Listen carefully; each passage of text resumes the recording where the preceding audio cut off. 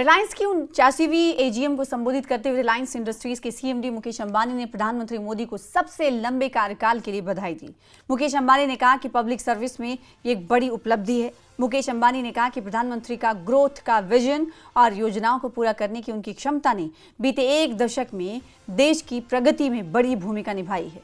मुकेश अंबानी ने प्रधानमंत्री मोदी को पब्लिक ऑफिस में लगातार 25 साल पूरे करने के लिए भी बधाई दी। Congratulate our beloved Prime Minister, Shri Narendra Bhai Modi ji, on achieving the stupendous feat of becoming the longest serving elected Prime Minister of India. Later this year, on the 7th of October, he will complete 25 uninterrupted years in public office, first as Chief Minister of Gujarat and then as Prime Minister of India. Over these years, the number of votes he has polled is by far the largest by any leader in the democratic world.